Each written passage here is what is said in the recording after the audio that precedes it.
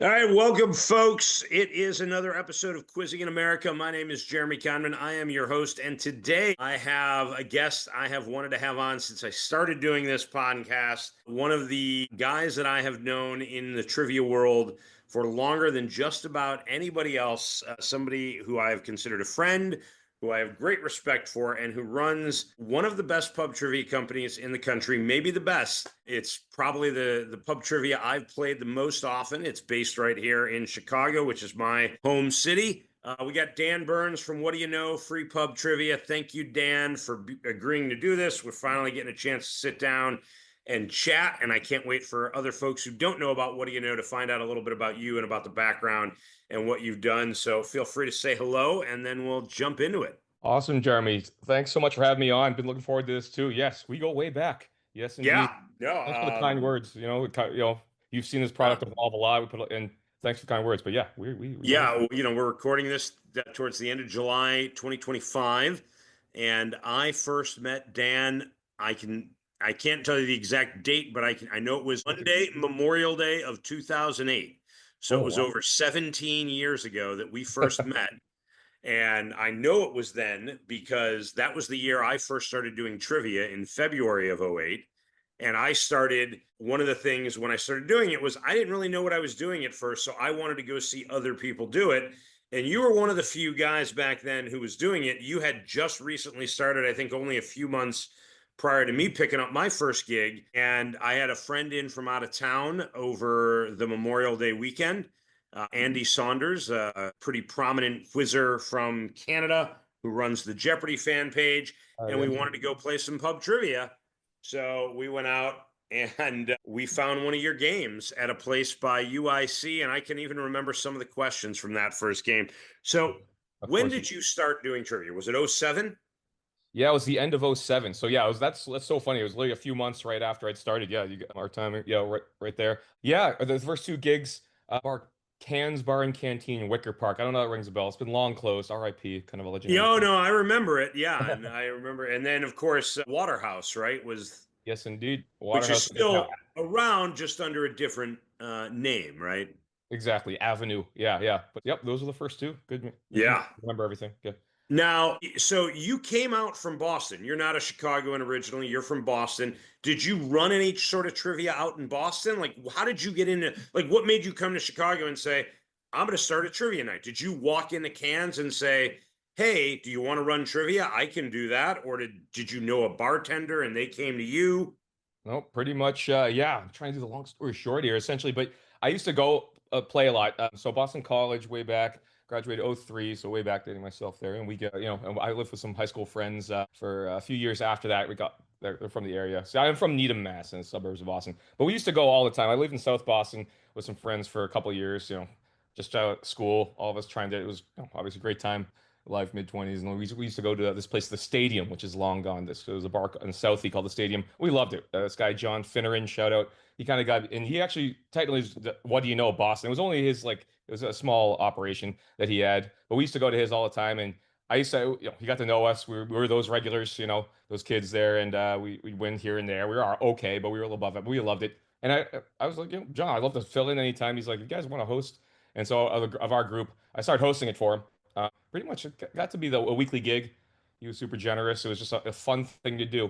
And then I got the itch to move somewhere else. I grew up in Needham, went to Boston College, like I said. So I've been masked my whole life. And Chicago was kind of like, I want to switch. I had friends from college out here. Just want to switch it up. I heard great things about the city. I had never been here, and I just had a good feeling about it. I was like, I'll switch it up. And I came out to get an internship as in a recording studio. So I kind of wanted to pursue that too.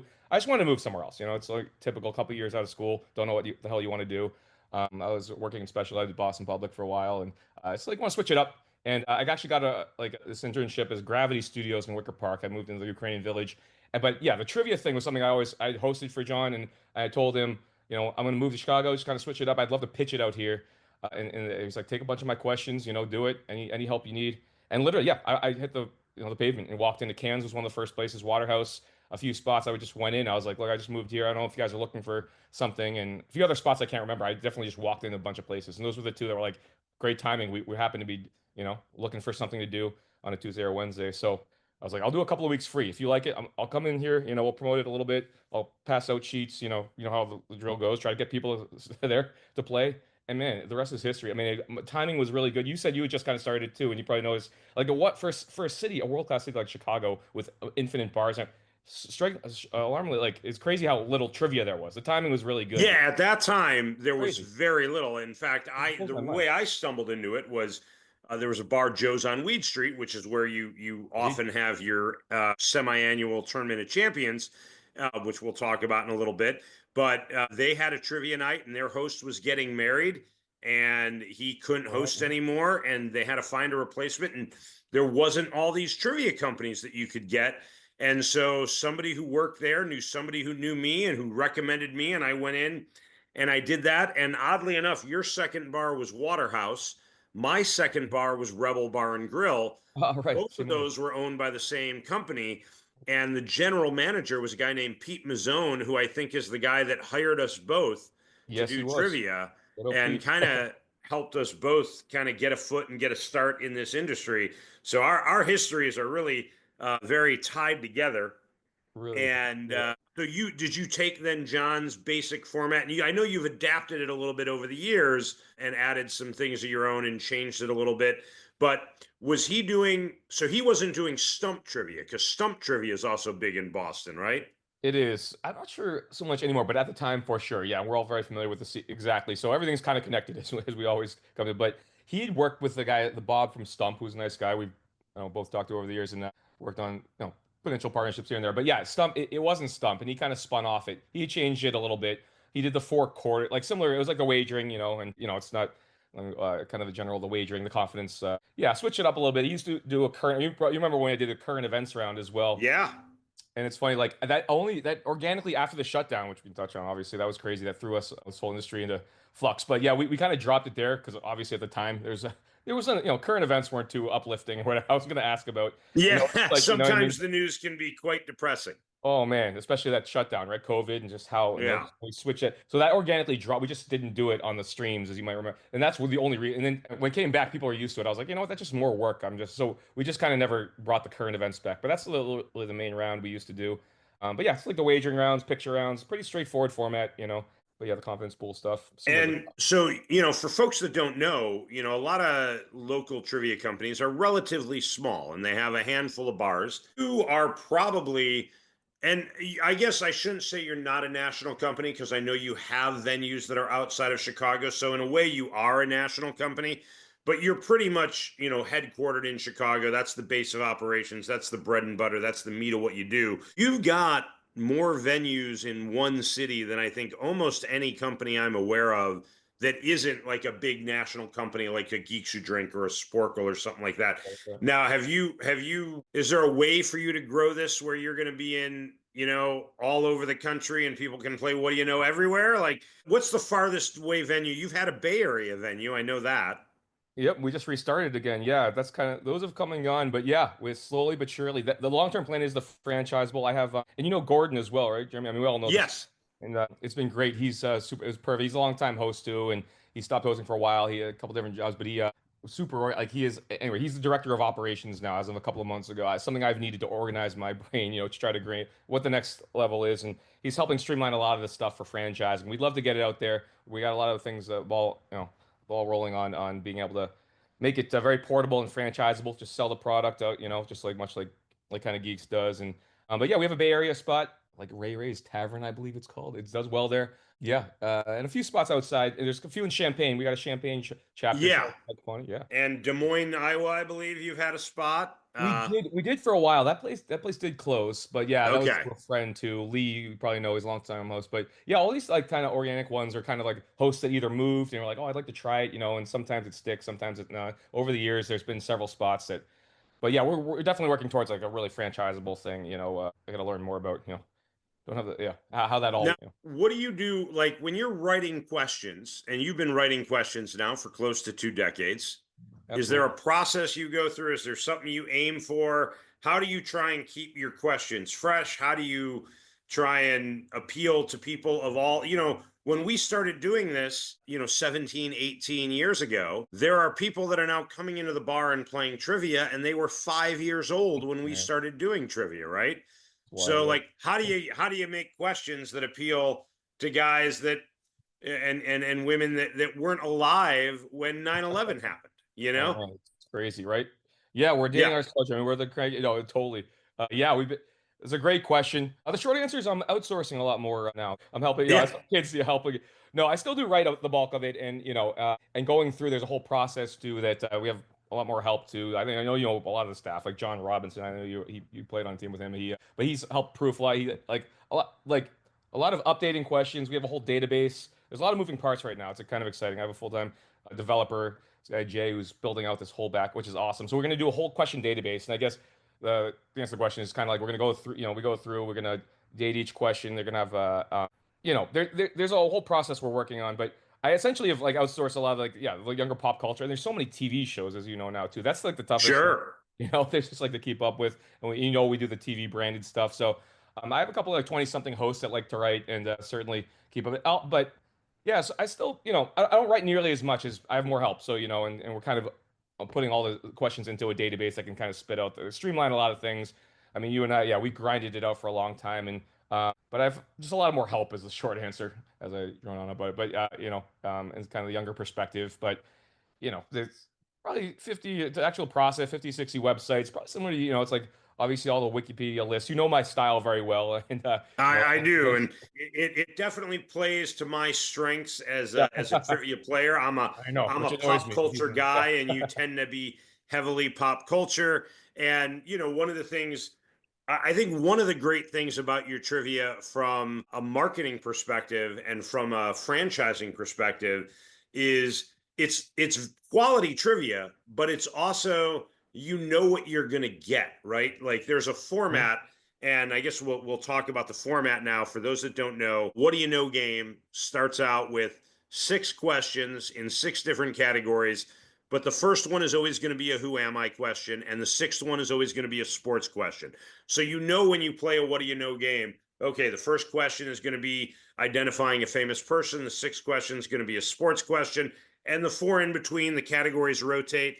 But you've got old favorites. You'll do a math question or an animals question or an Olympic records question or a president's question, same name, stuff like that. And then you have a picture round where there's 15 pictures and they're themed, and people get to identify as many of those pictures as they can. Those are 2 points each.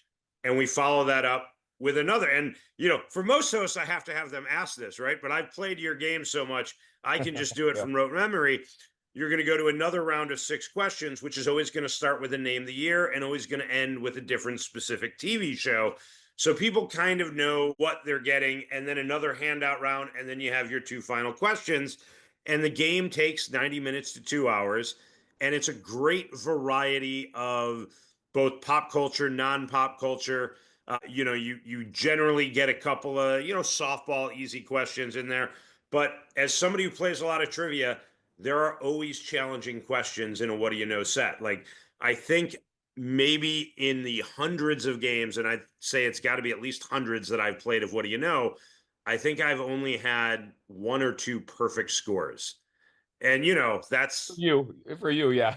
yeah, It's that no. I'm glad to hear yeah. that. And there's always going to be 1 or 2 that trip me up, especially if the picture rounds can always be tough depending on what they are. And there's always some tricky stuff in there. So I don't know. I appreciate what you do. Did How much did you play with the format? I know I've been playing your game for a long time. When you ran your first game, did you start with a who am I and end with a sports question? Was that something you brought over from Boston, or was that something you changed when you came here? Yeah, that kind of it brought it over from Boston pretty much. It was actually 4 quarters originally instead of the 2 halves. So kind of confessing that I Oh, cut that's right. things And it down. was a question song format originally, too. Yeah, it was, and we still kind of have that. Yeah, it kind of flows, but just tweaked it. Yeah, but exactly 4 quarter, and then was the wagering.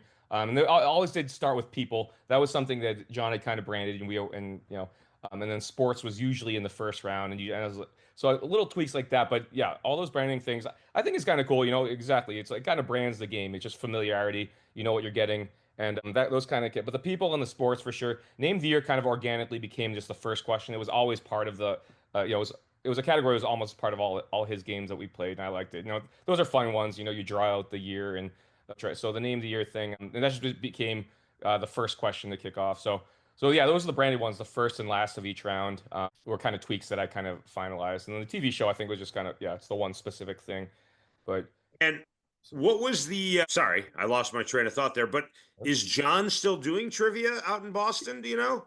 He does. It's funny. He just does a couple. I think he's close to retired now. He's got an older guy that when we were playing back then. And but yeah, at least a couple times a year, I have an email and bounce off some stuff, some questions, anything. But he still hosts. So he is aware of what do you know Oh and yeah, how yeah, much yeah. you've grown it. Oh, Okay. absolutely. He's very proud. He's a cool guy. He's a Boston guy, Irish guy. Yeah, we got tight with him way back, like I said before I moved here, and then yeah, he's seen it grow. So when I go back home for the holidays, at least every couple of years, we'll grab a bite somewhere and chat. So it's cool. Now, what's the largest event you've ever done in terms of a private event? Ooh, a private event or a T? Well, geez, that's tough to say. Me host, not a huge one for me personally, but I have I have the go-to host now. I know you do corporate events now. I kind of send hosts out. I mean, we did a corporate event for close to I think it was like 800 people. It was a convention a couple of years ago. I didn't host it myself, but we sent 3 or 4 Sure. staff down. So it was probably like 700, 800, I think total. And it was like a short game, and we kind of streamlined the scoring and stuff. But yeah, 700, 800. The biggest overall event, the TOCs, which we can talk about. Yeah.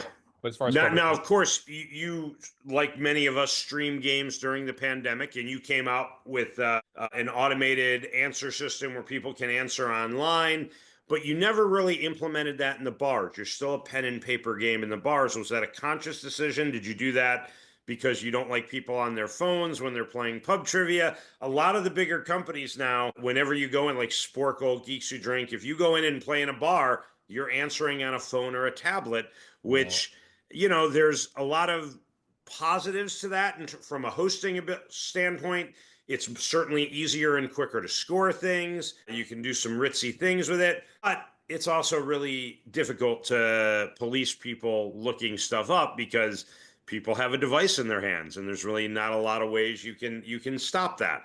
So is there a reason? Is that the reason you didn't transition to that, or do you just prefer pen and paper? Or Yep, all the things, right? Overall, it's just organic optics, like you said, you're touching on it, right, a little bit. And yeah, I've enjoyed a couple of your episodes already, Jeremy. I know the first Johnny Good Times. I was listening to that and like talking, and you hit on a lot of the same things. I think we're all the same mind. These old school, us who've been in the biz for a long time. It's like the pen and paper still has that human element.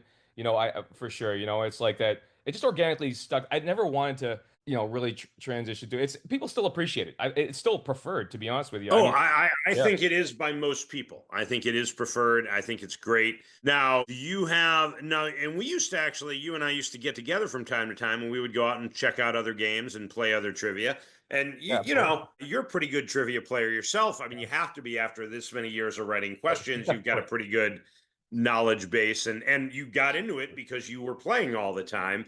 Do you have favorite questions that you've been asked or that you'd like to ask? Like, what are some of your do you have any trivia nuggets in there? Or Oh, sure. It's tough to even narrow down. Yeah, I'm sure these are ones of you heard. I always like, for whatever reasons, I like the Spielberg has directed 3 movies that each became the highest grossing film of all time when they were released. So, right now it's I think Avatar has really overtaken that. To give an example, that's James sure. Cameron. But over the years, and I usually tell people, it's kind of a good So you've got final Jaws, question. E.T., and Jurassic Park. Is that Exactly. the I three? wouldn't even. I wasn't gonna. Yeah, I'm gonna have to give you a decade's hint. Exactly. Yes, of Yeah. course. That's right in your wheelhouse too.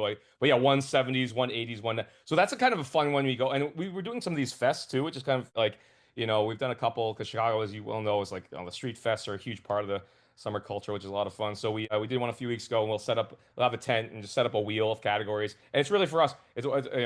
We're not selling a product like most of, but we're just kind of entertaining, just networking, passing out cards corporate events, like bring us to your bar and it's worked out. But yeah, that's kind of a good go-to one. You get people kind of, you feel out. There's layers of it. If you think they're struggling with it, you can give extra clues. But yeah, more.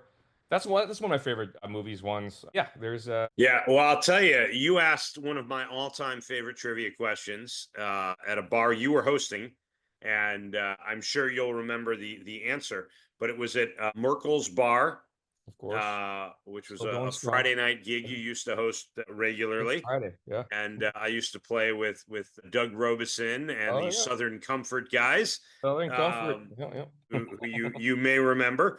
Little But tense you as well. asked what the most common bird in the world was. Yeah. And I ask that question all the time. I think it's one of the best trivia questions I've ever been asked because the answer is so obvious, Yep. and yet there's so many red herring wrong answers. And I got it Yep. wrong because I think I put either a pigeon or a crow, which Sure. is one of the more common wrong answers people will put. And then you said the answer, and the answer for those listening, if you haven't figured it out yet or you don't know, the answer is a chicken.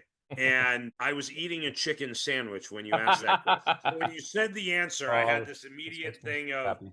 oh my God, why did I not think of that? There's a chicken right in front of me, literally. And I was, but so questions like that, I think, where you get that reaction of, oh my God, how did I miss that? The answer was staring me in the face, right? And I That's think you have a real knack for asking questions of that ilk.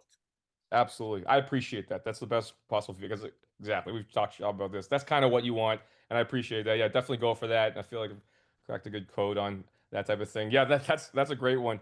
Ironically, that's probably one of the shortest "What do you know?" questions, but it's such a good one, right? Yeah, exactly. Just Yeah. so it's what's the most, so there's billions of them in the world or whatever. Like, Yeah. yeah, I mean it's Yeah. pretty No. short and sweet. No other clues are needed. You should still get it, but it's still perfect. Like Sometimes it's the short and perfect sweet is great. You the don't way need you to want get a it. lot of, I tend to sometimes be a little too wordy in my questions. I think that's one of my, weaker aspects of writing trivia.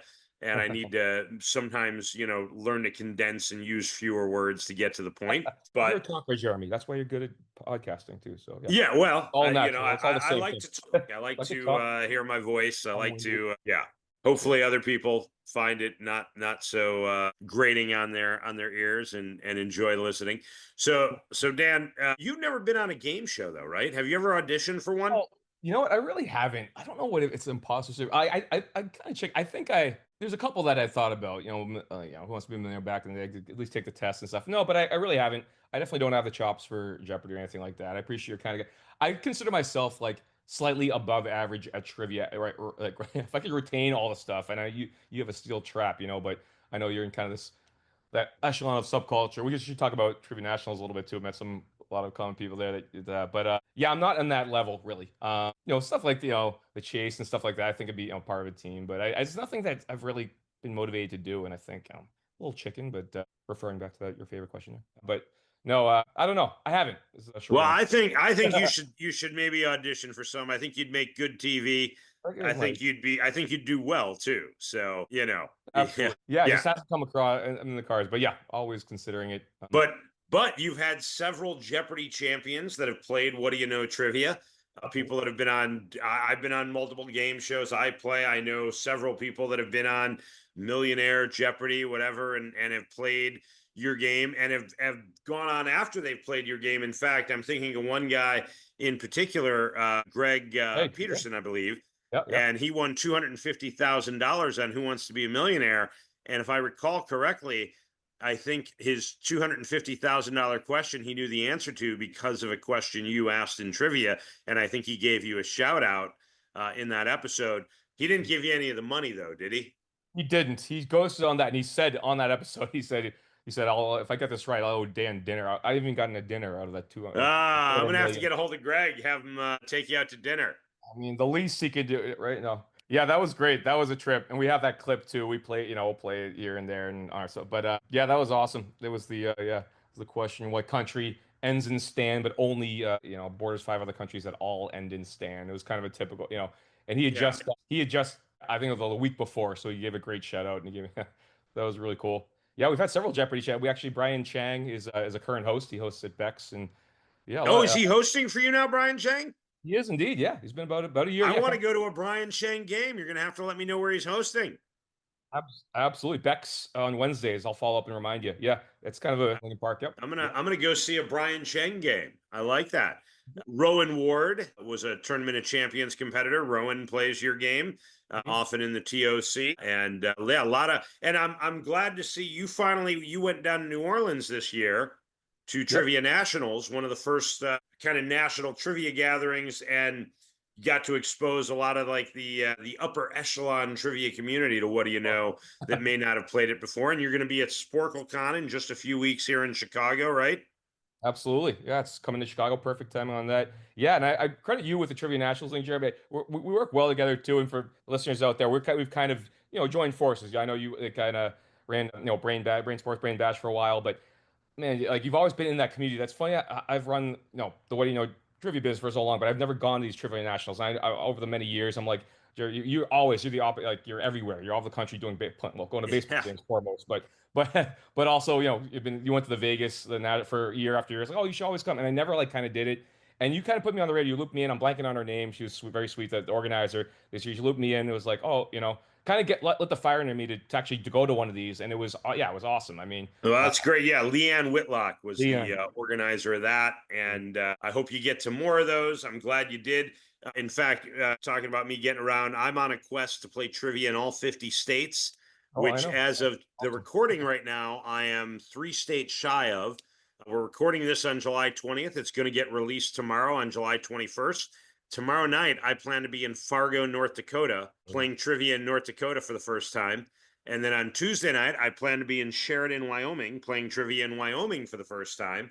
And on Wednesday night, I'm going to play trivia in Billings, Montana, which is going to be my 50th state that I've played trivia in. So Very good. I will have played a pub quiz in all 50 states by this time on Thursday afternoon of this week, That's if awesome. all goes according to plan anyway.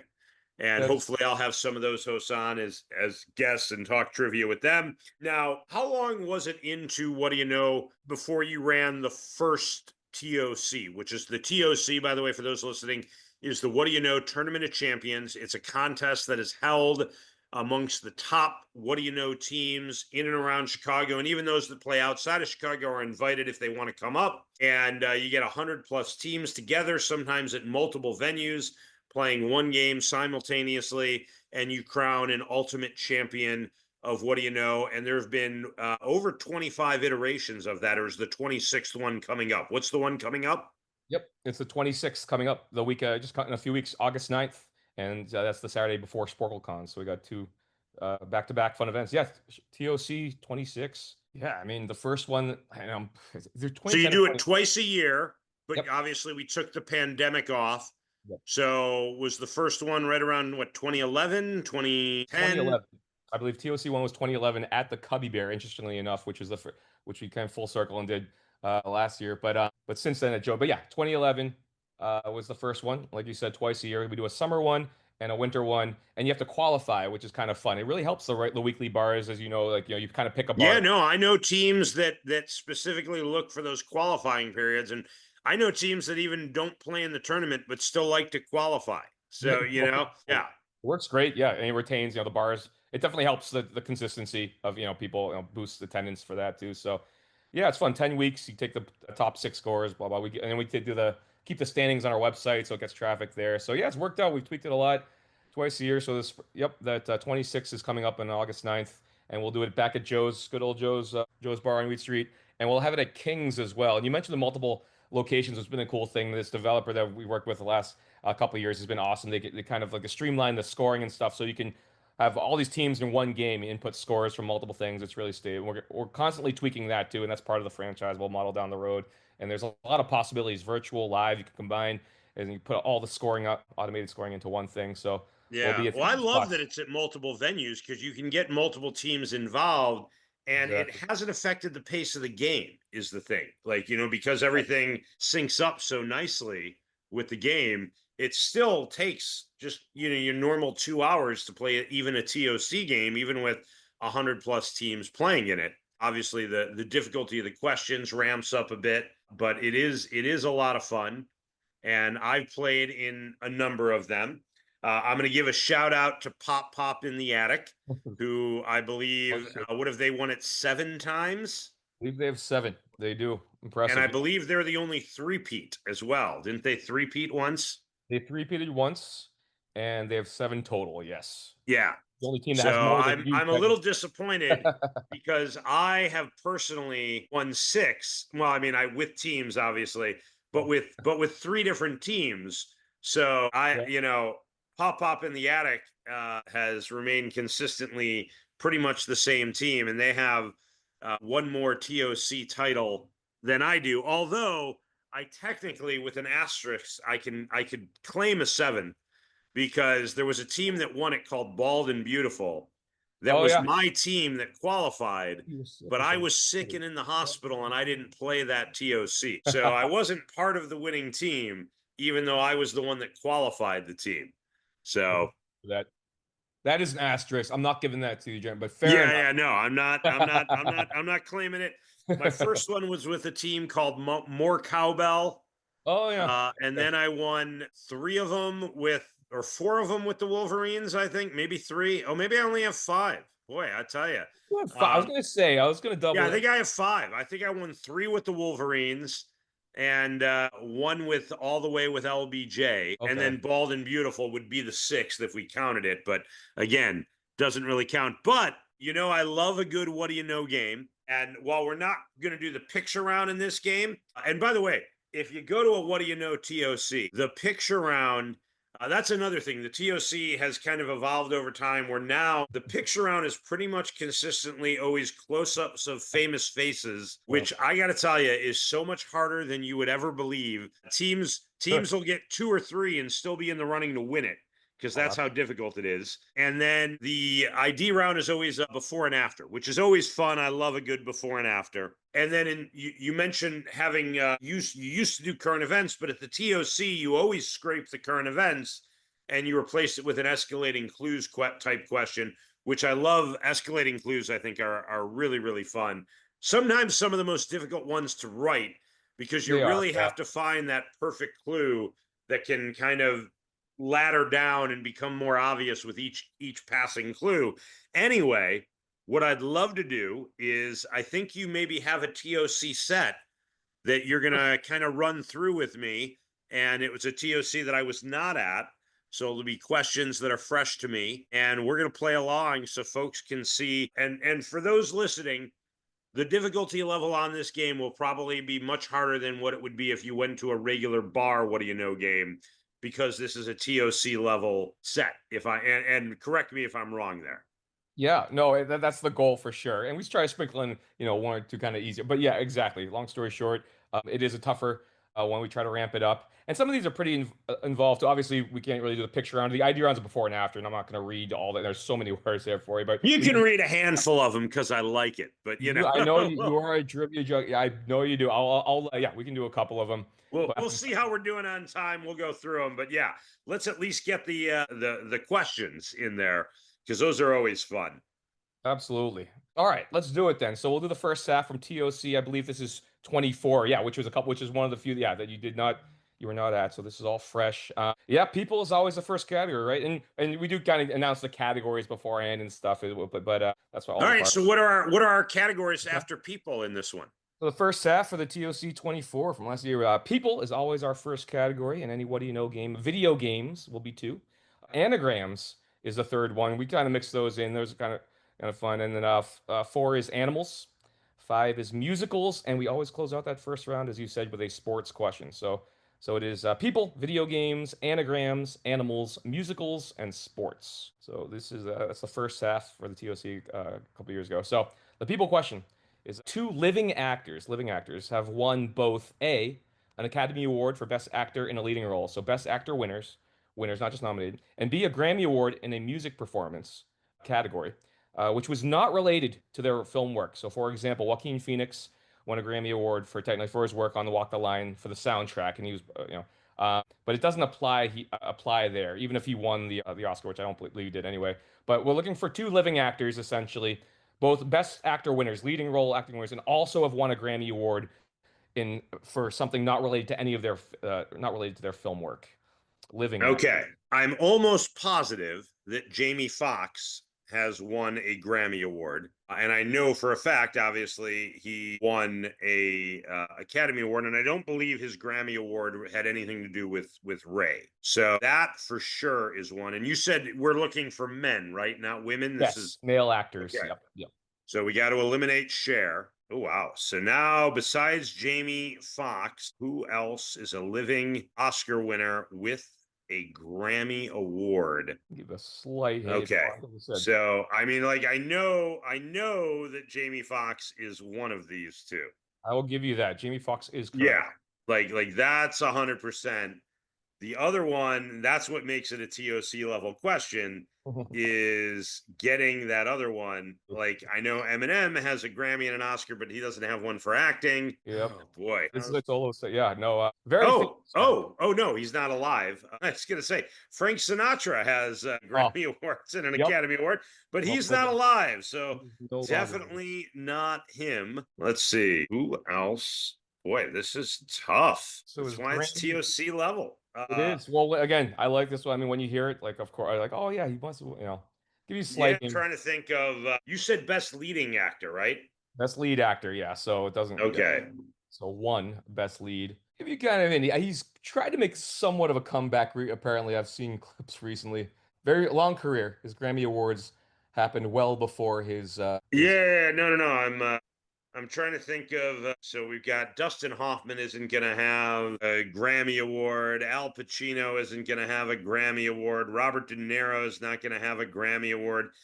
Adrian Brody is not going to have. Oh, wait a minute. Well, this Okay. it is music performance Does category, and it's just a well, clear. So when like, was this? No, no, like it seems rather obvious, although I actually don't know if he has a Grammy Award, but I'm going to assume he does. Oh, I think he does. Because didn't Parents Just Don't Understand win like the first rap Grammy? So uh, Will Smith Will, obviously Will is Smith is correct, Will sir. Smith and Yep. Jamie Foxx, right? Smith and Jamie Foxx are the two. Yeah, Paris just don't understand.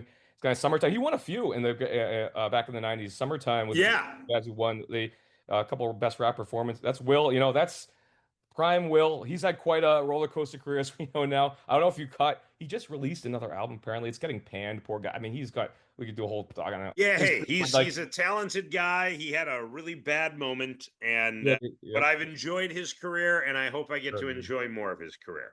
Absolutely. I think he just really. But yeah, so he won several in the for All Parents just right. summertime. Yep. So we got that, and I think if I'd have gotten that, I'd have been pretty close to 100% on there, and I'd have probably been my sixer. But we'll see what the rest of them play out like. So That is fair. No, yeah, I'm sure, yeah, absolutely.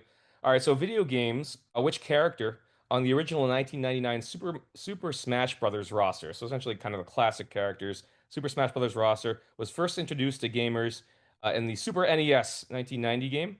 This character is also playable in several installments of Mario Kart, Mario Party, and the Mario Sports franchises. It's kind of so a little worry there. So a character, kind of the original, the Mario characters, right? The original roster. And but on the original 90, he was first introduced in the Super NES. So we're old enough to kind of remember that, I suppose. I don't know how much of a gamer you were, Jeremy, but yeah, Super NES game playable on Mario Kart, Mario Party, Mario Sports. Introduced to the Super 1990, but he was the first introduced 1990 Super NES. okay, well, so I mean, I know a little. Excuse I'm me. not a great video games person. Obviously, it's not going to be Mario because he predates Super NES. It's not going to be Zelda or Link, right? Because that is Link is definitely one of the characters. Samus Aran, I believe, is a character, but that also predates NES. Yeah, Donkey very much a Kong is a Mario. character that Yep. I want so like the one that's coming to mind is because I think Kirby predates. You said Super NES, right? Super NES was the introduction. Yeah, this is kind of the Yeah. So it's Mario. coming to mind is, and I because I don't know when this character was introduced is Yoshi, and I don't know when Yoshi debuted, but I think it's after the race. So I'm going to say Yoshi, but this is probably my one pointer in a TOC because I'm not a video game guy. Well, fair enough. Your instincts are always good, Jeremy, as a trivia pro. But Yoshi is correct. He was All the right. and then you introduced the yep. Correct. But for the record, that is your one though. So Yeah, no, that yeah. would be my You one, I wouldn't think. have. I mean, obviously, Yeah, once I heard the other questions, if there was one I just absolutely didn't of know, that course. would replace it as the one. Of course. But and by the way, I should say the when we get to the anagrams question, if you figure out the one thing I love about an anagrams question is when you get the answer, you know if you're right, right? Exactly right. That's the So one yeah. category. Yep. So it should be exactly. So with that transition, the anagrams question, if you want to jot it down, this is a shorter one here, so you don't have to write too many letters. But envy Chowders, Envy, as in ENVY, Envy Chowders, Chowders, is an anagram for the title of what song? Huge hit song, which went to #1 on the Billboard Hot 100 during the 1980s, a big 80s song. So obviously this will take a minute for you to kind of, but yeah, I mean, hey, 80s. I'm not going to say if it's a hair metal song or not, Jeremy, but I do know 80s music is your one music wheelhouse. If any weakness you have is like music that's not, yeah, if there's any weakness you have in your trivia. So yeah, music is definitely a weakness of mine to some degree. For sure. So ENZY. Why? Sorry, ENVY, envy. Oh, Envy Chowders. Okay. Envy Chowders. It's a little tough with that. Yeah, can't see, but envy, ENVY Chowders. Anagrams just style it to make it kind of a weird term, but those are the letters. Yeah, Okay. #1 song in the 80s. #1 song in the 80s. Oh, yeah, this would be my 6-pointer. This is When Doves Cry by Prince. And so this would replace Jamie Foxx and Will Smith, and that would go down to my 5-pointer, and this would be the 6-pointer. Because this is 100% When Doves Cry. Prince, one of the greatest musical artists of all time. We can move on to question number 4. Well done, sir. A short and sweet animals one. What species of land animal has the highest number of teeth? Just number of teeth, and just the general type is like a species. Yeah, what type of a land mammal? The highest number of teeth, which Highest number of teeth. teeth. Yep, teeth. Dental teeth. Yes. Okay. Type of what essentially, and we'll give kind of the general answer is fine. There's a specific species of this animal. Yeah. I mean, my first thought is some sort of monkey, but I don't know that doesn't. I think a monkey is like a primate, though, and I think that wouldn't be right. So now I want to, and that's all that you gave in that one, huh? All that we gave, kind of a short, sweet one, right? You can kind of reason out. Yeah, it's Yeah. a good margin. A species of what type of animal? Just the, is it? Yeah, interestingly enough, up to 100 teeth for a land So animal. it's gonna sound weird, but like I think like a snail or a not a slug, maybe a snail is supposed to have a lot of teeth. I mean, they're obviously teeny, but I don't know if that's right. Oh, you said land mammal? Land mammal. Yeah, that is Mammal. So snail's not right. It's got to be a no, mammal. I'm not being a mammal. Yeah. Yeah. Land mammal. Okay. God. So I know the Tasmanian devil has one of like the strongest bites in the animal kingdom, but I don't think it's going to be that. I think armadillos have a lot of teeth. There was the Friends episode where Ross was the holiday armadillo. He didn't really have a lot of teeth in that, but I think I remember somewhere reading that armadillos have a lot of teeth. I don't know. Monkey was my first instinct. So by the way, I think Yoshi might bump up to my 2, and this would be my 1 because I'm gonna just say monkey, and I think I'm gonna be wrong. Just like maybe like a howler. I know a howler monkey is like the loudest mammal. I think. Which is interesting. Yeah, sheer decibels for a land mammal. Yeah. Okay, so monkey is the final then, or yeah. Yeah, I think I'm gonna miss this fair one. Enough. Oh, I'm glad you can't go. No, it is, but you did say it though. It is the armadillo, the giant armadillo. Yep. Giant armadillo. Yeah, I think I've heard that before, and I just didn't have the guts to pull the trigger. Very fair. Hey, that's supposed to be. You can't get them all, John. I'm glad. Yeah. You up on the one so far. Yeah, the giant armadillo. So armadillo, we kind of accepted. It's like what's it? But yeah. So that was musicals. Next category of the 10 longest running Broadway musicals, just sheer dates, active or not, just sheer number, like run number of days. Of the 10 longest running, which is a play that had an original debut that was not in the U.S. or the U.K. So there's only one. So for instance, like not on Broadway or the West End, for example, but at some point became and now it still is among the 10 longest running. I won't say if it's active or not or whatever, but the debut of this production was not a Broadway or West End, and not in the US or the UK, essentially. All right. Well, I mean, Phantom of the Opera, I guess I think that had a debut in the UK. I mean, it could have debuted in Paris, but I don't think it did. Cats certainly debuted in the UK. Longest running Broadway musicals. I mean, I mean, is Fiddler on the Roof? That had to be a Broadway debut, right? Like, yeah. I would think so. Chicago could have debuted in Chicago. That would have made sense for that to, but I think that's still a Broadway show. The Lion King was a Broadway debut. Wicked, I'm pretty sure, was a Broadway debut. Would Les Mis have debuted in Paris? That could have debuted in Paris. That makes more sense than Phantom of the Opera debuting in Paris. I'm gonna go with Les Mis. Yeah, this is the correct reason.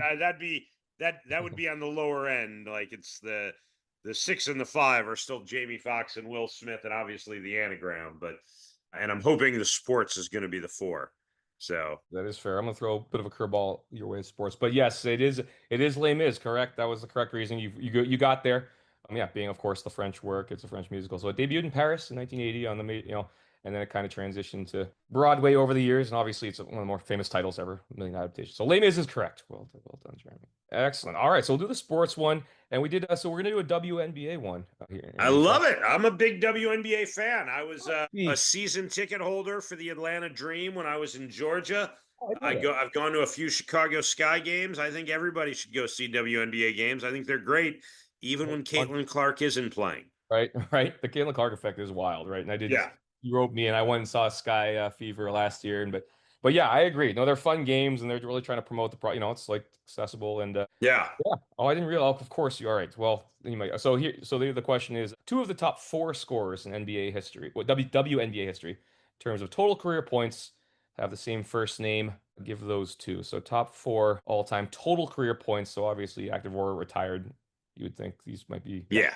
Well, Diana Taurasi's number 1. There's no other Diana in the top 4. Tina Thompson is in the top 4, and I believe Tina Charles, who is somebody who like is a name that people don't know, but she played forever in the WNBA, and I believe she is actually second to only Diana Taurasi in terms of career scoring. In fact, she played for the Atlanta Dream I think last year, and I think she's with the Sun now, and still adding to her total. So maybe she'll catch up to Tarasi, but it is Tina Thompson and Tina Charles.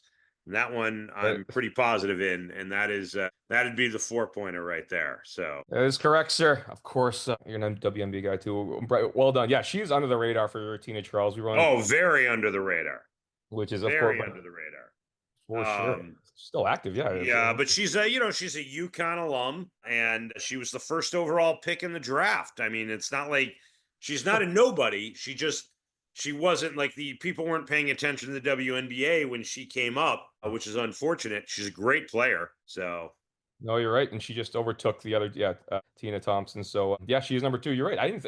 Yeah, maybe I offhand I don't know how far back she is from Diana, but that'd be kind of wild if she. So because talk about under the radar, and she becomes the highest scorer of all time. She's still active, so it might happen. yeah, Yeah. No, well done, sir. I was hoping to humble you a little bit, but you pretty much, I think, you did get me on the animals one.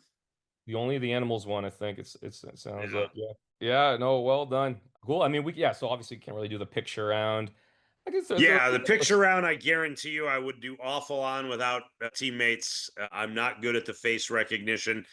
Whenever I've played a TOC, since you've been doing the close-ups of the face, Yep. Touched on that. I always just let my teammates get as many as they can, and I try and chime in. And I like one of the things that I'll tell people. So I think lately you've started to kind of theme them. So each row is like people from the same walk of life, whether they be politicians or athletes or Oscar winners or what have you, which helps a little bit, I think. And one thing I like that you do is you always tend to put some sort of like current political figure in there. Right. Someone in the news. Yeah, Yeah. absolutely. So some of the TOCs, those are the one little dated things that can be, but exactly right. Yeah, yeah. I think the row thing kind of, and you kind of touched on it too, and like it evens the playing field a little bit because you've won all these TOCs, Jeremy. You're such a trivia mind, and like you have played on some of these ringer teams. I know these guys like the ball, but that round evens it out a little bit. It's not really a trivia round. It's a different type of like you said, you just don't do well on those, but it's not really trivia in some sense. It's a visual. Thing. So it's just a different something kind of stuck with, and it kind of evens it out a little bit. You have kind of weaker general trivia teams, but they might have someone that's really good. That's their intelligence. They know Yeah, how. no, Nice. I helped out at the last TOC, and I believe the team that won or the team that was in the lead going into the final questions got like 3 or 4 right out of 15 on the picture round. So I mean, they did horrible on it, but it didn't kill their game because it was played so hard for everybody. And I think of the 100+ teams that played, I think there were only like 2 or 3 that were in double digits on that round. It was a really tough picture round. Absolutely. By design, exactly. Something that even no, totally. That's what's fun about it too. You can bomb around, but you're still. still in it for sure. So yeah, that last set ran great. Yeah, I mean, we can. You want to go through the second half questions, or Yeah, absolutely. we can do that? All right. So name the year, as you said, the brand did the first question, just like people kicks off our first half. Our second half kicks off the name of the year. So here's the it's just three events. All the events occurred during the same year. Name the year. We do it every week at every game. And so this one is Neville Chamberlain resigns as Prime Minister of the UK. Resigns. The original Disney film Pinocchio is released. So if you're a big movie buff, you know those rules, those dates. But Pinocchio, the original, and then Tom Jones and Bruce Lee, singer Tom Jones, and the martial artist, actor, legend Bruce Lee are born. So we got Tom Jones, Bruce Lee born. Pinocchio is released. Neville. Wow. This is unusual for you, Dan. I think your name the year question, especially in the TOC, is usually pretty tough. Yep. You gave two very big things. One, Neville Chamberlain resigning as prime minister, Yep. and Pinocchio. So I believe Pinocchio is the second Disney animated feature film to be released after Snow White and the Seven Dwarfs, which I believe was 1938. Neville Chamberlain was prime minister in 1939 when Germany invaded Poland, but he resigned shortly thereafter. But I believe it was 1940, and I think that's when Pinocchio came out. So I mean, like, I very rarely, I am a big advocate on name the year of not going big. And I know this is where the wagers get doubled. Instead of 1, 2, 3, 4, 5, 6, we're wagering 2, 4, 6, 8, 10, 12. And I got to tell you, for this one, I would almost be ready to go 12 on a name the year, because I'm fairly positive that this is 1940, and there's very little doubt in my mind. But I would hold off on the 12 before to listen to the rest of the questions. But I'm almost positive I have this right. So Fair enough. Yeah. And you kind of pinpointed, and you're such a buy of all the dates and movies and stuff. And like, yeah, that I usually we threw that one in there. I remember this, yeah, because I think the rest of the round was kind of tough. So I just occurred to me too. I almost if we played our game, I shouldn't be giving you the answers question to question, right? In theory, right? Yeah. Normally we don't No do big deal. that, right? Do you want to do But that for this round or whatever? no, yeah, let's hold off. Don't Let's tell hold me if off. I'm right or not. But I'm telling the people that listen, I think I'm right. That So is fair enough. Fair enough. All right. So world history. So we'll do the answers after the round then, and then we'll see how you yeah, get. All right. Oh, actually, well, the math one coming up. Well, we'll go through that. So all right. So the world history is the next category. Oh, and you didn't give the categories. But world history. That was the name of the year. World history. The third one is math. We got a math numbers one. oh A God, little involved. Yeah, that one. So that's not really designed for this right now. This is, as you know, some of the TOC math ones. We kind of throw that sure. in math, but they have like the whole round, right? And that's kind of a part of our You game. can It's like everyone. ask the math one. It'll be my 2-pointer. I almost assure you. And even if you were a big, huge man, like it would take you a little bit to figure out too. So that might be not conducive to this Yeah, us talking right now. But that is a third cat. I will give it to you, and you know that's part of the round. Same name is a kind of love a good same namer. fun same name for countries is five, and then All right. given names is six, which is kind of a short and sweet one. Which I think you. But yeah, so those are the What cats. was the sixth one? Just given names, kind of a different. Given names. Given Okay. names. So we got name of the year, given name, same name. We got name in three of the six categories in this. All right. All right. So world history. What ancient Roman structure? Just a general answer for this one. Features a caldari and a frigidary. So just a general term. It's an ancient Roman structure. We'll say so. A general term. A caldari, a tepidary, and a frigidary. Numerous emperors have had these places dedicated to them, including Diocletian, Titus, Trajan, to name a few, within Italy. So these are whatever the structure is. There are several that are dedicated throughout Italy to various emperors. So just provide the kind of the common English name that applies here. Caldari and Frigidaire, part of a what? I mean, the first thing that comes to mind would be a Roman bathhouse. I don't know that I'm gonna think of anything that sounds more logical or better than that. And it sounds like those could be different temperature rooms within like a bathhouse, and that is certainly an ancient Roman structure. So I'm gonna go with a Roman bathhouse, and that's probably going to be on the lower end. I'm less confident than that on the year. So we'll move on to the next question before you give me the answer. Absolutely. All right, so that's locked. That's your answer for that one. Math. All right, so like I said, these are designed for a team, you know, to assign someone to do this over several. You know, this might be tough, but it's a question for jot down. What is the lowest number that is divisible by every number between 1 and 10, including 10? So this is not. It's really Well, I mean, okay. So this is one you can at least, okay. So it's divisible. So it has to end in a zero because it's divisible by 10. There you go. We know that it has to be divisible by like 3, right? So it's got to be like, I don't know, 9, like, so 30, let's just I'm gonna try and do my best. So 30 is not divisible by 4, so it's not 30, right? It has to be something that's divisible by 3 and by 10, so we can go like 30, 60, right? So 60 is divisible by 1, by 2, by 3, by 4, by 5, by 6, not divisible by 7. So we're going, so I mean, this is one I think it might take a little while, but I'm going to try and logic this out. 90 is not divisible by 7. 120, 1, 2, 3, certainly divisible by 4, divisible by 5, divisible by 6. It's not divisible by 7. So 7 is really the tricky one here, I'm thinking. So 150 is not divisible by 7. 180 is, let's see, so 180 is 2 foot, not divisible by 7. 210 is divisible by 7. So let's go with 210 is divisible by 1. It's divisible by 2. It's divisible by 3. Is it divisible by 4? 21 divided by 4 is 5. No, it's not divisible by 4. All right. So 240 is not divisible by 7. So I think we have to go to 420 at this point. Let's see. So 420 is divisible by 1, divisible by 2, divisible by 3, divisible by 4, right? Because 1, yeah, divisible by 4, divisible by 5, divisible by 6, divisible by 7.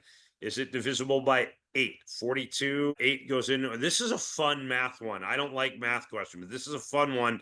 It's not, because 42 divided by 8 is 5. You'd have 2 left over, which would be, oh no, then you'd have 20. So that'd be 2. I think it is divisible by, is it divisible by 9? 420 divisible by 9. You would, 42 divisible by 9 would be 4. 60 would be 6. No, it's not divisible by 9. So not 420. So 8, 4. All right. I'm gonna not take up all the time in the world. Fair But I enough. think like I figured out a way to like, with my team, I think we would get there on this one, right? Like, I think this is a gettable question and it's a fun one to figure out. I don't know if 840 is divisible by 9. I'm trying to think of that. Well, let's see. 840 is not divisible by 9 because be divisible by 9, all the numbers have to add up. 8 plus 4 is 12. And then 1 plus 2 is 3. So I think like isn't there like a trick to divisible by 9? So then you go to 1260. 1260 is so I'm going to go 1260 is going to be my answer on this. I don't know if that's right or not, but that's what I'm saying, and it's going to be my 2-pointer. All right, let's move on. That is fair. Good luck. Okay, so all right, same name. So here's the same name, and as you know, you give an A and a B. They share. There's 3 answers for this one. You gotta get all 3. We don't do the partial credit. We used to do those bonus points as you were from way back, but you gotta Yeah. get all 3 for this one. And the same name is 3. There are 3 one-syllable words. 3 one-syllable words that are each both a slang term, slang or street name for the drug a methamphetamine. So kind of a meth slang term.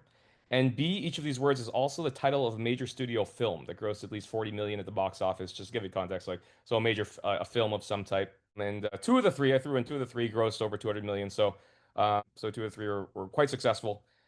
Give all 3 words. All 3 words. I could throw in the. I can't remember offhand if we threw in the years. I don't think it would be a huge clue. You kind of, but yeah. So Yeah. 3. Well, Yeah, so I know one syllable. speed is a slang term for meth, and Speed with Keanu Reeves and Sandra Bullock, high grossing film. So it has to be that. Crank is also a slang term for meth, and there's a Jason Statham film that is called Crank, and you said they're all one syllable words, right? Yep. All right. So now the question is, so Crank and Speed definitely have to be. Oh God, what are other like? I don't know that there's a movie called Ice. I'm trying to think of other slang terms like crystal, like because crystal meth. But is there a movie called Crystal? Like I don't know of a movie called Crystal or Ice that is high grossing that I can think of. Boy, this is tough. Dust, but I don't think there's a movie called Dust. Right. What is Uppers? No, Speed. Okay, so I said Speed. I said Crank. Speed, Crank, like Chris, Crystal, Andy, Poppers, Uppers, Junk, Angel, like for Angel Dust, maybe? No. So this is gonna sound really dumb, but I think that Pookie is a term for a drug. I don't know if it's crystal meth or not. And there was a movie called Pookie, I think, but I don't think it grossed a lot of money.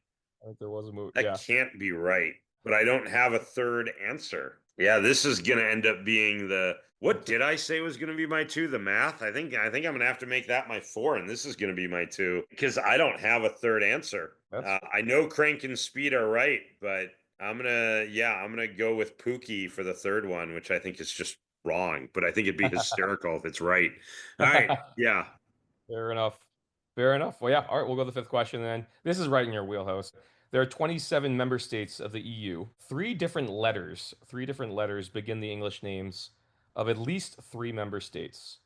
So give the three letters. So EU members, and this is I guess anything either way. This holds true now. It's three different So you letters. just want the letters. The letters is Jeremy, since you're such a high roller with if you want to, no bonus points, but I'm sure you'll go through if you can name. But yeah, just the letters is fine. If you want to name the countries too, I'm sure All you'll right. reason out. But So, okay. So I know that Belgium and Bulgaria are both EU members. S has to be one because Slovenia, Slovakia, and Spain, right? So those are all EU members. So S for sure. Ireland and Italy are, but I don't think Iceland is. So I don't think it's I. France and Finland both are, but there's certainly no other F.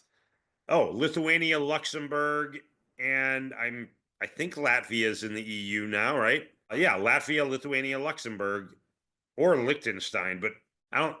One of those is not an EU member. But if Latvia's in, Lithuania's got to be in, which means, and I know Luxembourg, I think was one of the original ones. It means I guess Liechtenstein. Oh, you said at least three, right? Or yeah, exactly three? three or more. Three or more. Okay. Yeah, yeah. All right. So they could all be. So L has to be one. S has to be one. Germany and Greece are going to be your only two G's. Austria, Albania is not a member. Romania, okay. Portugal, Poland are your only two P's. I think Malta is the only M because Montenegro and Macedonia, which is North Macedonia anyway, are not members.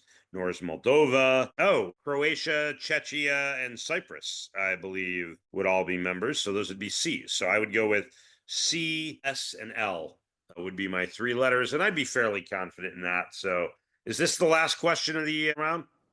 Nope, there's one more. Okay, well, I'm probably going 6 or 8 on that one because I'm pretty confident in those three letters. But let's go with the last question.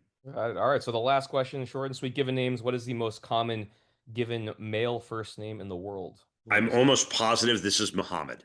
Like, unless it's changed, I think that's been the answer to this question for a long time. God, I don't know it for a fact, but like I know that was at one time the answer. I think it's still the answer. I definitely want to go Muhammad. So I'm almost positive on the year, though. I almost never 12 the year, but I think I have to 12 the year because I'm 100% positive on the year. What were my other categories again? I know I had the math. I had the same name, which I'm going 2 on. I'm going 4 on the math. The countries, I'm either going 6 or 8. What was the other question? Oh, the history on the ancient Roman structure. Oh, the bathhouses. Okay, I like that too. So I think I'm going to go 10 on Muhammad, 8 on the letters, 6 on the bathhouses, 4 on the math, and 2 on the slang same name question. So there you go. I'm in. Got it. All right. There we go. Yeah, I did pretty well, Jeremy. So 1940 is correct, and totally. I mean, the Pinocchio was kind of throw as a clue, but I know that's a big one for sure. 1940 is correct. Well done there. We would accept the bath. Yeah, public baths for that for number 2 is correct. It's a caldarium, tabidarium, the perfect logic there. So the math one, you were getting there slowly but surely, but it's taking a while. It's I won't get into kind of the ins and outs of why, but it's 2,520 is actually the answer for that one. So by your logic, keep going up. And I think some of your logic, the 8s and 9s are tricky. Certainly the 7s, and then you get to the 8s and 9s. Some of them Yeah. I think you're right about, but 2,520. I would have gotten there like if I was playing Eventually. with pen and paper and a team, we would have gotten there. So I don't feel bad about missing that on the podcast. I'm bad at math, but that's one I would have gotten to. I just didn't want to take forever on it here. So it wasn't conducive to the podcast. Yeah, exactly. yeah. I think you'll like this. This got you on the Speed, of course, the Keanu, of course, Crank, Jason Statham movie, underrated. I love that. Yeah, one. very underrated movie. He makes a lot of the same movies, but that's one of his better. I mean, yeah, that's a fun one. It's a fun movie. The other one would be Glass, the M. Night Shyamalan, and it is used as as a slang term for Oh. sure. That might be off the radar. Maybe Yeah, you know, no, if you there's a know what? bad guy like I think I've heard that in Breaking Bad, actually. oh, for sure. And Yeah. yeah, I kind of did, and that's one that usually, you know, it's up to, but yeah, several searches, you know, it is definitely a fairly common one. So Glass would be the answer for that one. That was that M. Night Shyamalan movie. It got kind of panned, but I think it made a lot of money. He's a, Yeah, well, no, I enjoyed it actually. I liked that whole I series. didn't see that So one. Yeah. yeah, No, it is good. And I was forgetting. Oh, James McAvoy. Yeah, I think he's a great actor, actually. yeah, So he's on the radar now. I don't know, his interesting career, but yeah, I did not. I kind of want to see that one, but yep, Glass. So that's the only one, you know, really that you missed there. The countries, the 27 member states, you nailed those. S. There's four with Spain, Sweden, Slovenia, and no, I Slovakia. forgot about Sweden. I didn't mention Sweden. Yeah. And there, Latvia, L and C. I mean, you're correct. Yeah, S, L, and C are correct. And then Muhammad is correct as well. We kind of ended that round as kind of a short, sweet one for the TOC. But they people, yeah, Muhammad's right as well. I mean, you know, you just missed your like you know the math we eventually would have gotten to, and then Glass. I mean, so and those were your that was your 2 and 4, right? So you did Yeah. nailed Yeah. that. So I've missed 7 points, I guess, out of 63 so far. So 56, and then whatever I would have, had in the picture round. But now we got the escalating clues, right? This is We do have the oh, let's see. Yes, the escalating clues. Indeed. We yeah, let's do that one for sure. When we get yeah, let's do the we'll do that. So let me get that one up here. We have a new kind of back end here. All right, yeah. So you might want to jot these down. All right, let's start. So the escalating clues. I don't have to go over the rule, right? I mean, yeah, I'll give you the first clue. So for listeners out there, escalating clues, we ask a question. If teams want to guess after the first clue, they get 20 points. If they get one guess for the round. They can 20 points if they guess it correctly after the first clue. If they want to wait for the second clue, they can do that. They wait for the second clue. They get 15 points after the second clue, 10 points and five. But yeah, I want to jump into that one then. Let's see. yeah.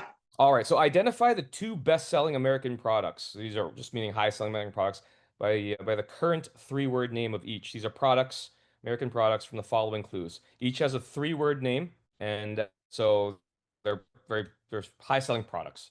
Okay, so the first clue, both were originally introduced in the 1970s. One with the original name Marsmen, the original name. So we're looking for the best known as now. Each is a three-word name. So both are like the planet, just as spelled. And the other had the original name, The Little People. The Little People. Each was rebranded to the names by which they are currently known during the 80s. So since the 80s, they're kind of known as we know them now. But two different products. Marsmen was the original name of one. The Little People was the original name of the other. They both have three-word names. Looking for the current three-word names by which they are best known. Okay. So little people, I want to say that might be Cabbage Patch Kids because I think they were originally in the 1970s. They became big in the 80s, so if Cabbage Patch Kids is the one, then that leads me to believe, because you typically, like, you're not going to do two products that are totally unrelated to each other. And I think that, so you're going to do something that is going to be like a toy or kit. Did you say that they were both No, just two products. Two just two products. okay. Like, so I don't know. You tend to like, I think these are going to be related things. So I think Cabbage Patch Kids is 100% one of them. So now I'm trying to think, is it Garbage Pail Kids were Marsmen? Or maybe Sour Patch Kids were Marsmen. I don't think Garbage Pail Kids came out in the 70s. I think those were definitely an 80s invention. I don't know when Sour Patch Kids came out, and I don't know if they had a name other than Sour Patch Kids originally. And I don't know if it's assuming too much to think that you would pair them and make them like both end with the same word, or because you said three-word title, but your three-word name, but you didn't really give that. Yeah, I think I would hold off, and it would depend where I was in the standing, like where I felt my score would put me in the standings. If I felt we needed the 20 points, I think I would hand in 20 on Sour Patch Kids, Cabbage Patch Kids. But I think I'd probably, if I felt we were doing well, I think I'd want to wait for the 15-point clue. That is fair enough. Yeah. So is that kind of a locked in? Do you want to hear? I'm not gonna lock in. I'm gonna forgo Second the one? 5 points. Let's do the second clue. One has spawned other products, including a flu scream and breakfast cereal. Other things possibly. So one has spawned other products, including a flavored ice cream and breakfast cereal. The other has spawned numerous animated TV specials. Well, now I think it is Cabbage Patch Kids, and because they have animated TV specials, and Sour Patch Kids did have an ice cream flavor. I don't think I knew about the breakfast cereal, but so now I'm going to lock in with Cabbage Patch Kids and Sour Patch Kids for 15. Well, fair enough, Jeremy. Impressive as usual. Yeah, and yeah, that is correct. And but I love how you kind of went through the, if you know our game, and you're, as you said, very familiar with my style in the game. But like a rookie might not make that. We saw you make that connection. They're not going to be completely unrelated, things. So Yeah. you got the Cabbage Patch Kids. That's the big thing. So you have that in the vault, and then there you go. And then you kind of deduce. They won't be completely two random things by the third clue. So if the third clue was the name, the third for the 10 points would be the names of the two products share the same second and third word. Obviously, you'd be locked in there. So if teams didn't Oh get the yeah. Scratch Kids to begin with, they'd be struggling a little bit, maybe, and then they'll get to that. But you nailed, you had the Cabbage Patch Kids from Little People right away, and you knew they'd be kind of. So you went through as a good veteran of what do you know, and just a great trivia mind in general. That yeah, that's you nailed it. But that is correct. They share the same second and third word was the third clue for the 10 points, and All then right. And I guess we didn't really do any of the before and afters on the handout. If you want to, I mean, you want to throw a handful of those out there, we could try. Otherwise, we go right to the final questions if you want. it might be a little, yeah, up to you. These are pretty, they are pretty wordy. Maybe we just want to jump to the final, although, yeah, the final, well, one of them from this one is the one you heard that had some controversy, which you helped, which I could have used. Remember that was with the Yeah, yeah, Marvel. yeah, yeah. Well, we'll skip that final question. Skip We'll that do one. the other final question. Although I'm looking at the set now, and I believe you heard this the second one because this is one which I think I took from one of your redid it a little bit, but it was the Eurasian pole of inaccessibility. Do you remember this? I think this was Oh, yeah, yeah, yeah, you yeah. might not No, remember we did if I'm discuss not this. All right, so those were the yeah, two. I should have looked at, yeah, but those happen to be two. And for the listeners out there, yeah, this is one that Jeremy wasn't at, but we've talked shop for a million. And this is a yeah, bonus one. So I think you kind of had heard those. So I yeah, we'll did. just leave it the first and second half. I mean, you did quite I could dig up some random finals from previous TOCs, but I'm not sure which ones you were at. And but How far back can you go? I'd like man, to hear the finals from the first TOC if you have it. you know what's funny? So that file is somewhere. I got it. I do have it. I could dig it up. Well, I got a TOC 5. When was the first TOC that you attended, Oh, Jeremy? I don't think I was a TOC 5. I think I missed at least the first 6 or 7. I'm not sure, but if you have a TOC 5, one, I'm curious if it's still accurate, right? Yeah, Because that's fair. There's some yeah, dated ones. I'm double checking this one. This is kind of a fun one, and I love the lists, and we haven't been represented so far in these questions, so we'll do. And this one still definitely holds. So we'll give you this one for one of the finals from TOC 5. And as you know, we usually try to do a pop culture one and a non, but here's a pop yeah, culture one. All right, so three singers listed among the top 20 on Rolling Stone's list of the greatest singers of all time. Which I kind of like to just for kind of for sure. purposes, these lists and stuff. There's kind of mainstream, blah blah blah. Greatest singers of all time, top 20 entries. Three of them died between the years 1980 and 1985. Got to name all three. So, passed away, died between 80 and 85. So, the first half of the 80s, and rank among the 20 greatest singers of all time, according to Rolling Stone, which just gives a context of being kind of mainstream. Well, so John Lennon and Marvin Gaye are two of them for sure. Is Bob Marley one of the 20 greatest singers of all time? Because I think he died right around 1980. Like, but Marvin Gaye for sure, and John Lennon for sure. Freddie Mercury died after that, so it's not going to be him. Whitney Houston and Michael Jackson obviously died after that. It's not going to be them. Yeah, I think I would go Bob Marley, but it seems like I think he died in either 80 or 81, not 79, but it's possible it was 79. It was right around then. And I just I don't know, I don't think Bob Marley's that great of a singer, even though I like his music, but that would be Marvin Gaye and John Lennon 100%, and Bob Marley would be my third answer there. Sam Cooke, I think, died before 1980. Trying to think of other people. Otis Redding certainly died before 1980. Yeah, no, I got to go with Marley as the third. Yeah, well, that is correct, Jeremy. Nailing this set, making yeah, that is correct. And I will agree with that a lot. I mean, I'm a huge Marley fan in general, just like just an icon. But yeah, he's not really known as just a unique. He's just more of a pioneer. It's not like the blow away voice but very unique. So he is among that, and he's essentially responsible for all of reggae and just his style. So he is so that is correct. Well done, sir. Yeah, now back then, I don't know if I would have realized that Marvin Gaye was an answer because I've missed enough questions on Marvin Gaye that Yeah, I now I think know you he was told me he that. died in 1984. So You did. It was yeah, just yeah, and certainly the all the easily case for the greatest number one on that list for sure. yeah, Absolutely. I'll just throw the last from the TOC five at you. It's kind of repeats a category from earlier, which we don't do in a typical set, but just is in front of me. And this might be right in your wheelhouse too, but hey, we'll see. So it's of a few countries. There's only a handful of countries in the world with one word five syllable names. So one word five syllable name countries. Two of them begin with the same letter, have names that begin with the same letter as each other. Name those two. And I know you're a list guy. Yeah, I think you can name all the capitals, yeah. right? So this might be right there. You probably go. But yeah, so five syllable, one word, five syllable names. The two that begin with the same letter as each other.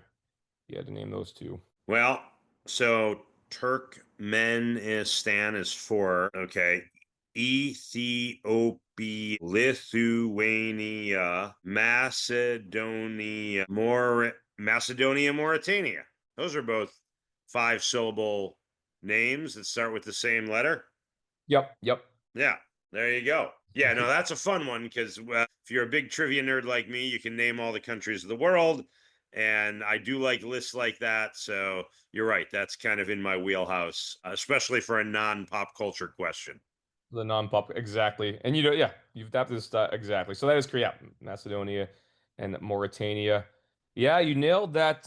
I mean, yeah, the picture round. Hey, maybe the faces would have evened you out there. The picture Oh, round. the faces would kill me. The But you could faces. do this Listen, solo.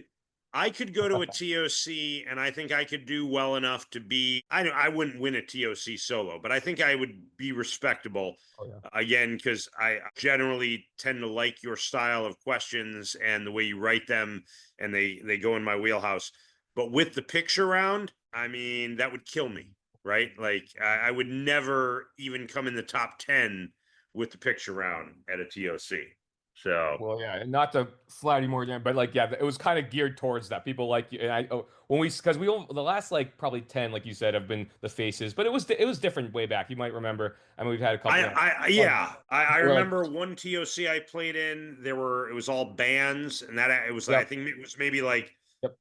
I don't know if it was trios or something like that, but or bands with one word name. I can't remember, but it was that was tough for us too. Even that one, the picture round has always been kind of a good evener in the TOC, Sure. Yeah, but like yeah, the faces pivot just for that, right? Because it's kind of a difference. So it neutrals yeah. And like I said, Memorial Day 2008, I can tell you the it. picture round you did was all movies that had the word last in the title. And the handout round you did was you gave a year and a movie, and you had a name. Either you gave a year and a movie or a year and an actress, and you had to name either the movie or the actress, whichever was missing, who won a Best Lead Actress Academy Award. And you and this is, I played this set 17 years ago, and I could remember half the set. You're a trivia mind. Yeah, it's pretty Well, but you know what? I don't do that with impressive. all sorts of trivia. I do that with trivia that I like, right? Yep, yep. And so yours is trivia that I really genuinely like.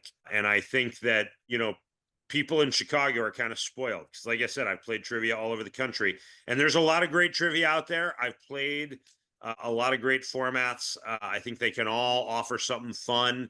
I encourage people to go out and play wherever they can. I think it's a great way to have a fun night out at a bar. But I think What Do You Know is one of the best games I've played anywhere. So kudos to you for building up a little trivia empire right here in the Windy City. I look forward to maybe either helping you proofread for the upcoming TOC 26 or maybe being able to get over there and volunteer for it. I'm not sure what my schedule looks like on the 9th, but we'll find out. Absolutely. It'd be great to have you. Big help for the last one. Yeah. And this one should be just as fun. Yeah, the last one was the biggest one. We had close to 200 teams at the last one, which was cool. So we're yeah, the four Yeah. locations. I'm glad you were at And 10 and for those that aren't going to get to play at the TOC, if you're coming to SporkleCon, Yep, yep. make sure you go to the What Do You Know set. Are you running a traditional game? Are you running a classic TOC game? Are you running a mixture? Do you know? Good question. Haven't quite, but yeah, it's going to be a shortened version. I think there's just a 90-minute time slots, including setup, I believe, if you're probably more familiar with the sport. But yeah, it'll be kind of a shortened version of our game. We might do 4 questions per half, essentially, is all instead of 6, because we got to squeeze it into the 90 minutes, but we'll have it'll be TOC caliber type. I might take some questions from past TOCs and Well, things like that. I'd love to help you maybe run that one too, or put that together. We'll see. We'll collaborate and we'll come up with something fun for the folks at SporkleCon. And Dan, thank you very much for sitting down and doing this.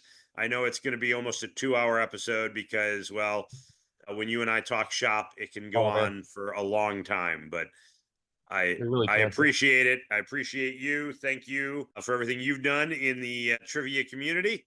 And I hope to see what do you know in cities around the country in the near future. So awesome, man. Thanks so much for having me. Thanks for the kind words. Yeah, looking forward to working with you moving forward. And yeah, thanks for having me on. This was a blast. We could go on and on, Jared. We'd have lunches. Absolutely. Like we know all the same. It's great, but you've been a great compliment to like helping build this as well, just like the Trivia National. So I really appreciate you too. And this podcast is great, man. Keep doing it. I'm enjoyed listening to a lot of them. We even on the ones that you've already done. You're doing a great job. It's kind of we'll do more interviews going forward. We'll do more quick quizzes, and gives me a chance to still ask some questions, even though I'm not in bars doing it regularly anymore. So right?